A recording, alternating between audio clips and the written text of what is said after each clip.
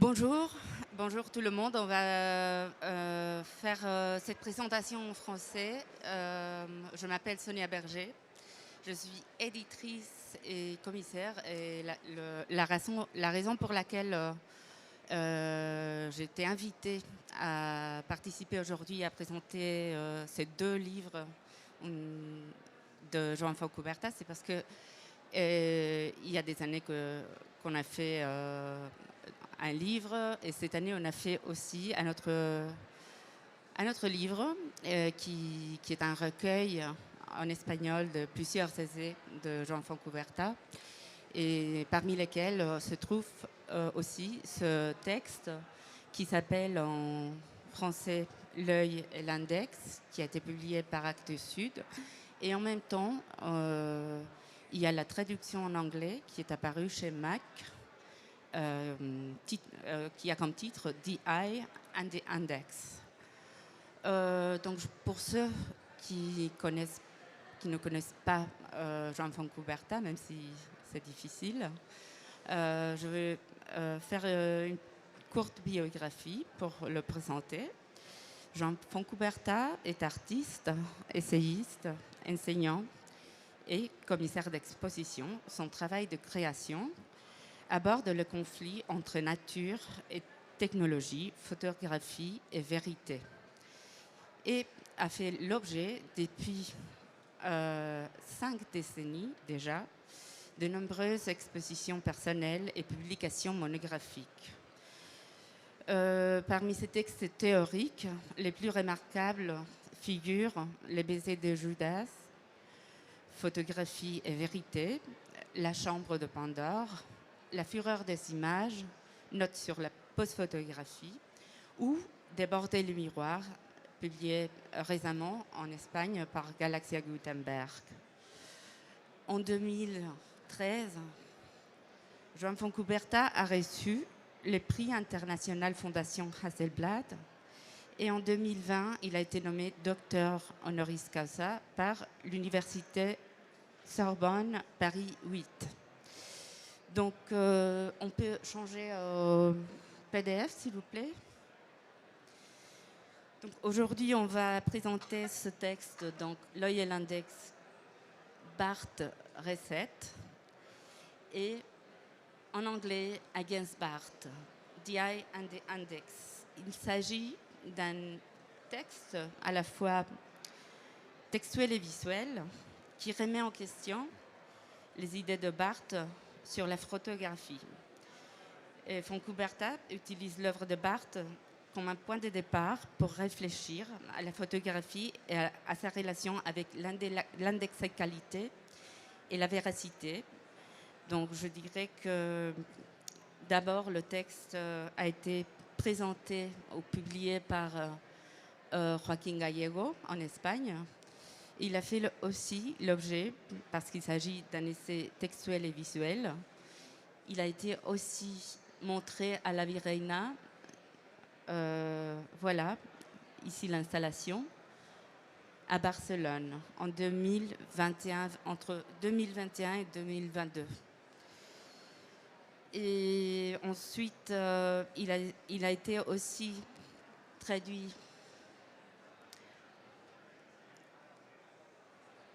en italien, non, par la maison d'édition Mimesis en 2022. Et cette année, en printemps, on a eu le double lancement de ce texte par Actes Sud et Mac. Donc, tout au long de votre trajectoire, Jeanne, en tant qu'artiste et théoricien, vous avez travaillé sur le rapport entre photographie et vérité, et véracité. Et je voulais commencer pour comprendre comment vous êtes arrivé à écrire ces textes théoriques contre Barthes, on dit en espagnol. Je voulais commencer par parler des contradictions que vous avez déjà formulées, la théorie des contradictions, que vous avez déjà formulée en 1977. dans un texte publié en Allemagne qui exposait votre idée de contravision. Pouvez-vous nous expliquer un peu? Bonjour, merci d'être ici, tellement nombreux pour nous écouter, pour nous entendre. J'ai plein de choses à dire. Ça, c'est un essai visuel, c'est-à-dire, c'est pas un texte théorique. Je crois qu'il faut être modeste. Hein. C'est de réflexion d'artiste. Je trouve ça plutôt un travail d'un créateur qui a la curiosité de réfléchir sur la nature de son médium. Je suis conscient que nous sommes à l'âge de l'image et alors je me pose la question, c'est quelle l'image de notre âge? Et alors en tant que créateur, en tant qu'artiste, je vais penser la photographie pour penser avec le monde avec les images. C'est-à-dire que les images, c'est une façon d'arriver à comprendre aussi notre réalité. Alors à partir de ces propos, je me suis intéressé à des questions de langage, à des questions de vérité, à des questions de matière de l'objet photographique, à des questions de mémoire, etc. Donc ici, c'est un projet où le début c'est un archive d'images qui existe déjà. Et donc ça est en connexion avec mon idée de la post-photographie. On est dans une étape on est déjà au-delà de ce que la photographie était au 19e et au 20e. Si vous voulez, les supports idéologiques, politiques, économiques qui a donné vie à la photographie a changé. Nous sommes dans un autre monde. Il y a toujours les dispositifs photographiques, les gestes photographiques, mais les images aujourd'hui sont ici pour accomplir un autre rôle. Alors je m'intéresse à penser c'est quoi la nature et la fonction de l'image aujourd'hui. Alors dans ces contextes de prolifération, de massification d'images, je vois qu'il y a des voies possibles. D'un côté, c'est la gestion intelligente des images qui existent et de l'autre côté, la recherche des images manquantes. Donc ce projet appartient à la première voie. Il y a des images qui existent, des images qui sont en léthargie, dans les archives par exemple, et on peut donner une deuxième vie, une résurrection et faire parler les images avec une voix différente, avec une voix plus contemporaine. Alors, ce projet, je ne sais pas si tu veux que je continue ou tu veux poser des questions. J'allais vous demander quel type d'image, quel genre d'image c'était. Elles appartiennent à une archive assez particulière. Oui, ici, il y a toute une histoire de photos trouvées qui est un aspect qui m'intéresse beaucoup. Au Mexique et dans toute l'Amérique latine, il y a la tendance de ce qu'on appelle nota roja, c'est-à-dire note rouge, rouge pour les sangs. Hein, et ce sont des journaux, de magasins, de publications de faits divers, mais qui a toujours une dimension sanglante de violence très brutale. Oui. Donc, alors, c'est des publications qui sont très populaires, dont ils impriment des centaines de milliers d'exemplaires chaque fois, mais que dernièrement, avec la concurrence d'Internet et aussi avec les crimes de narcotrafiquants qui sont encore plus bêtes et plus spectaculaires, ces sortes de magazines sont en train de fermer. Donc les archives sont vendues dans les marchés aux puces. Alors par hasard, des copains, des gens que je connais, avaient acheté l'archive du journal Alerta, 60 000 photos. C'était très amis. Ils ont partagé l'archive en trois d'une façon par chance, par hasard. Et alors, je travaillais sur une troisième partie de ces archives. Et alors, je me suis rendu compte qu'il y avait toujours une catégorie visuelle de quelqu'un qui pointe avec les doigts. Alors, à partir d'ici, je me suis rappelé que dans la chambre éclair, Barthes nous explique que pour la photographie, ce n'est pas l'œil qui est importante, c'est les doigts. Parce que l'action de signaler, c'est justement la métaphore du photographe. Un photographe veut attirer notre attention sur un objet, veut dire voilà, ça a été. Alors, je commence à, si vous voulez, à délirer, si vous me permettez cette expression, à partir de si c'est vrai que ça a été. Bon, il y avait quelque chose face à l'objectif, mais ça ne dit rien. Je vais savoir qu'est-ce que c'était l'objet, les scènes, la situation. Je vais comprendre qu'est-ce que la photographie exprime. Et à partir d'ici, je joue avec l'humour, mais aussi avec la biologie. Quand j'étais enfant, j'ai subi un accident. J'ai seulement un demi-doigt, donc je ne signale qu'à moitié. Et je dis, la photographie, excusez-moi, ça fait la même chose. Elle peut montrer la réalité à moitié, parce qu'il y a beaucoup d'éléments qui existent à côté et qui peuvent changer la dimension de contenu, d'explication, de lecture des images. La chambre éclair a été laissée de la deuxième partie du XXe siècle, l'éplicité. Tout le monde en parle, vraiment, dans n'importe quel texte de photographie, au moment ou à un autre, il y a une citation de la chambre éclair. Alors je pense que c'est un texte séminal, presque la Bible, pour la pensée photographique récente. Mais alors je me pose la question, d'accord, ça c'est un texte très important, ou ça a été un texte très important, mais nous sommes déjà dans le siècle XXI.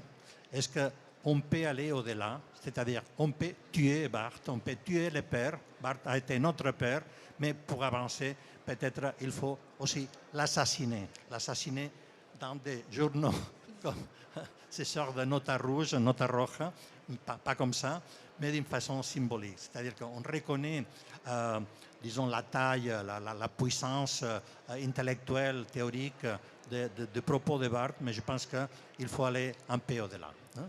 Un peu au-delà.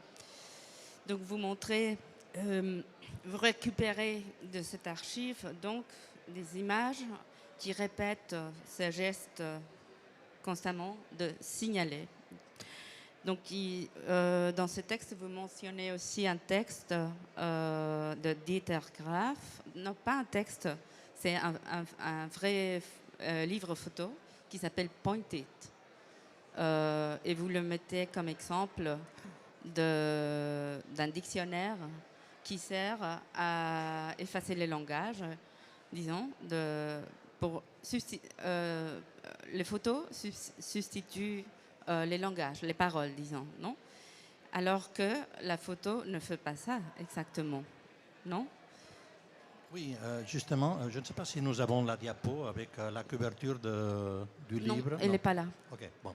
C'est vrai, c'était un bouquin utilisé comme dictionnaire visuel. Si vous voyagez dans un pays où vous ne comprenez pas la langue, il y a, disons, de centaines d'images, un taxi, un repas, un restaurant, un hôtel, etc., avec une image. Et alors, vous montrez l'image et vous signalez. On fait un point, to point.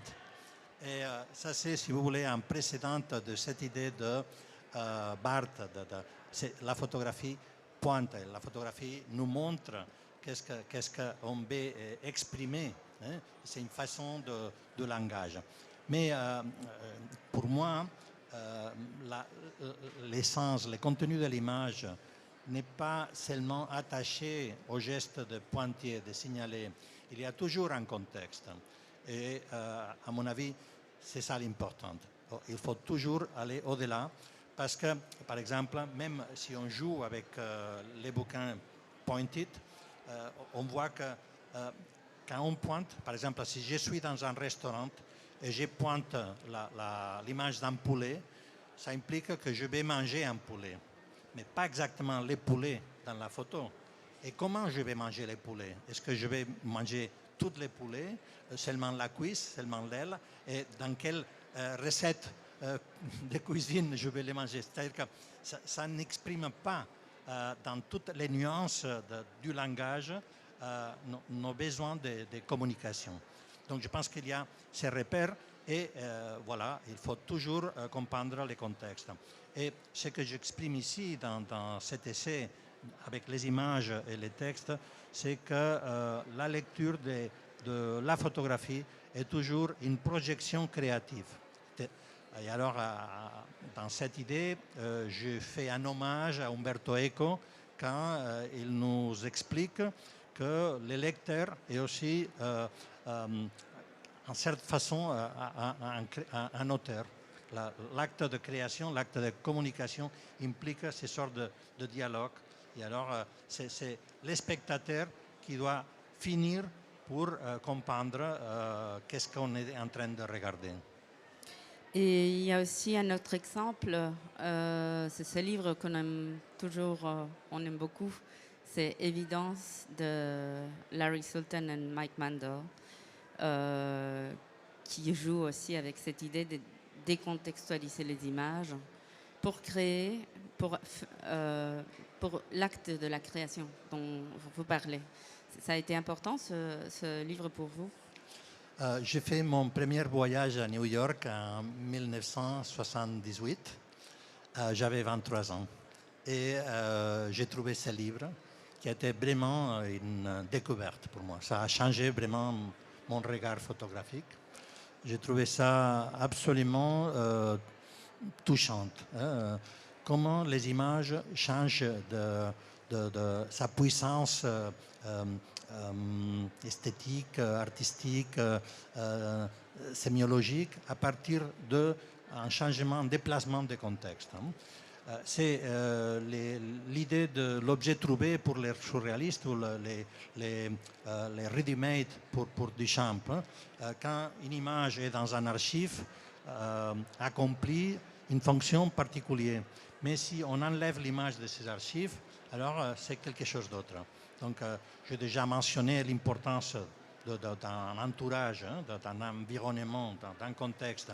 Mais ça, c'était une façon absolument radicale, dramatique, de montrer comme des images. Larry Sultan et Mike Mandel avaient pris des images des archives des pompiers, des archives de la NASA, des archives de laboratoires de recherche dans plusieurs institutions universitaires, académiques, etc. Ces images, dans leur contexte d'origine, avaient un but documentaire très clair pour les spécialistes qui utilisaient ces images comme éléments d'études, de recherche, etc. Mais en dehors, dans une salle complètement éloignée, dans une galerie, dans un musée, les images prenaient une dimension absolument surréaliste, une dimension mystérieuse, parce qu'on n'arrivait pas à comprendre qu'est-ce qu'elles racontaient. Alors, pour moi, ça a été vraiment un coup, un choc, qui m'a fait comprendre ces mécanismes essentiels de la lecture, de l'interprétation des photographies. Donc, vous trouvez cette archive Alerta, des images d'Alerta, et ces genres d'images, disons que c'est aussi un genre d'image scientifique ou médico-légale, même si elles sont dans un magazine, elles tentent de montrer scientifiquement, non, pointer, là, c'est ce qui s'est passé. En réalité. En fait, le magazine s'appelle Alerta, rien que la vérité, non? Et donc, à partir de là, vous construisez ce récit pour dialoguer avec Roland Barthes. Et à la fin du texte, vous vous adressez directement à Barthes pour lui expliquer le monde aujourd'hui. Comment oui, je me pose la question. Comment c'est le monde aujourd'hui des images? Qu'est-ce que Barthes aurait pensé aujourd'hui dans les contextes de notre culture numérique ou plus récemment avec l'émergence de l'intelligence artificielle? Est-ce que ça aurait changé complètement son discours ou par contre, il aurait intégré ces sortes de changements, ces sortes de révolutions dans sa pensée, dans l'essence, dans le cœur de sa pensée. Alors je crois que la pensée de Barthes est très pertinente pour une période. mais aujourd'hui, il faut renouveler ces sortes de réflexions. Et ça serait, disons, ma conclusion. Hein. C'est-à-dire que Barthes, aujourd'hui, a un sens nostalgique parce qu'il nous parle d'une sorte de photographie qui est en train de disparaître. C'est évident que ça existera toujours.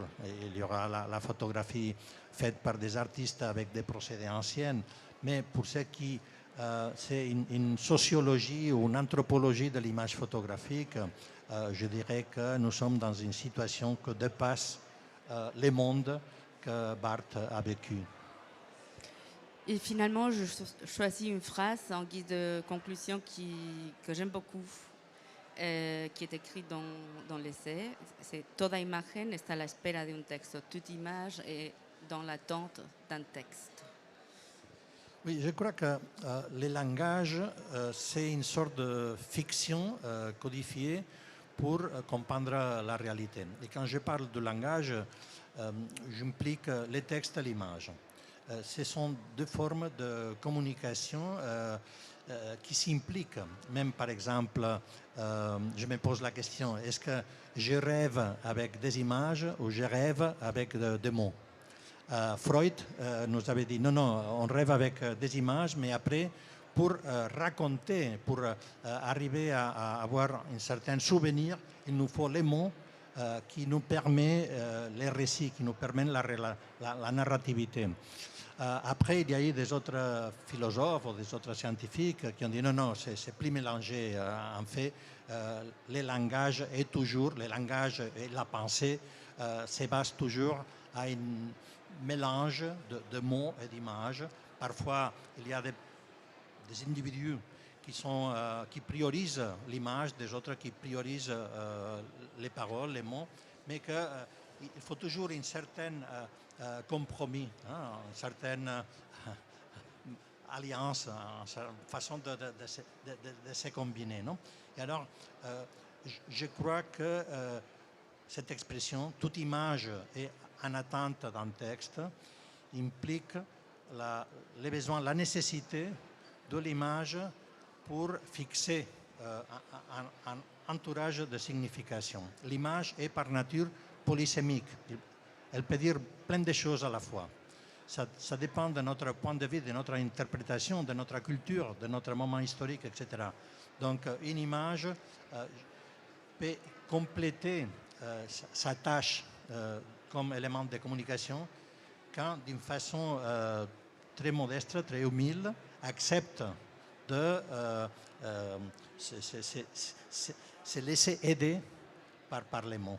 Et alors, je pense que il faut défendre, il faut soutenir cette idée, cette propos d'une communication où il y a toujours ces sortes de façons de s'enrichir l'image et les mots. Bon, merci, on n'a plus le temps de continuer, mais on voudrait vous donner l'opportunité de poser des questions si quelqu'un a une question.